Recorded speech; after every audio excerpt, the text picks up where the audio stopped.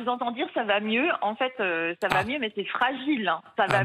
Ça va mieux, oui. Les patients chroniques reviennent. Donc, les services qui étaient fermés et dédiés à des patients Covid réouvrent, mais pour accueillir des patients dont ils avaient l'habitude, en fait, leurs patients chroniques, qu'ils Oui, ne voyaient classique. plus. Oui. Voilà. Et en fait, c'est ce que j'expliquais, ça va mieux, mais en fait, on se retrouve en fait à soigner les conjoints en fait des personnes qui étaient hospitalisées il y a 15 jours. Donc en fait, les gens se contaminent entre eux au sein de la famille. Parce qu'on a une politique d'isolement qui est en fait, vous êtes malade, rentrez chez vous. Et ben oui, mais en fait, les gens se contaminent entre eux. Eh oui, eh oui, Et eh oui, eh oui, c'est un vrai problème. Faut mettre. Ça veut dire quoi, Laurent? Ça veut dire que celui qui sort de l'hôpital devrait être mis en quarantaine à l'hôtel Mais ou je sais pas alors où.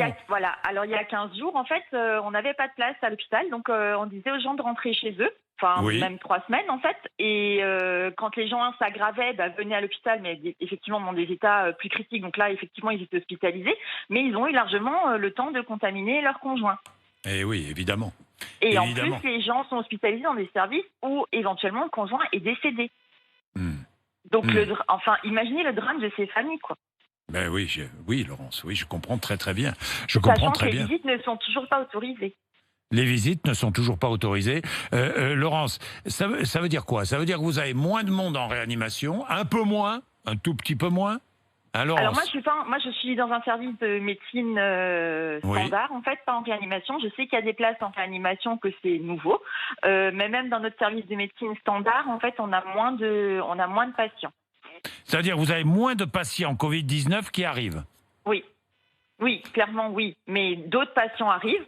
Et Oui. surtout, moi, ce qui me fait peur, c'est que, en fait, les gens s'auto-contaminent, en fait, Voilà. au sein du confinement à cause d'une politique qui a été, vous êtes malade, rentrez chez vous parce que l'hospitalisation n'est pas nécessaire. Oui, mais en fait, les gens se contaminent entre eux. Oui, Laurence, peut-être que cette politique a été conduite parce que les hôpitaux étaient débordés. Et comme c'est moins le cas aujourd'hui, il faudrait peut-être faire évoluer cette politique. Mais il va falloir réfléchir autrement que, enfin, comme on réfléchit aujourd'hui, où j'ai entendu maintenant, donc monsieur Macron a annoncé qu'il y avait un déconfinement le 11 mai, et on se pose la question de comment on va déconfiner. Est-ce que la semaine dernière, où il a consulté tout le monde, il s'est pas posé ce genre de questions? Est-ce qu'on va continuer à courir, en fait, après tout? Parce que là, on est encore toujours en train de courir. Alors, des masques, on en a, c'est vrai. On a eu beaucoup de dons aussi. Des surblouses, on n'en a toujours pas. On lave des surblouses qui sont censées servir une seule fois et qu'on réutilise et réutilise et réutilise jusqu'à ce qu'elles ne tiennent plus, puisqu'on a quand même des gens qui raccommodent comme dans le temps des blouses qui sont à usage unique. Donc on continue à courir après tout. Et est-ce qu'on va continuer à courir quand on va déconfiner? Mais bon, c'est vrai que depuis mardi, j'ai l'impression qu'il y a beaucoup plus de voitures qu'avant. Est-ce qu'on va continuer à courir comme ça longtemps après ce virus et en fait après des politiques?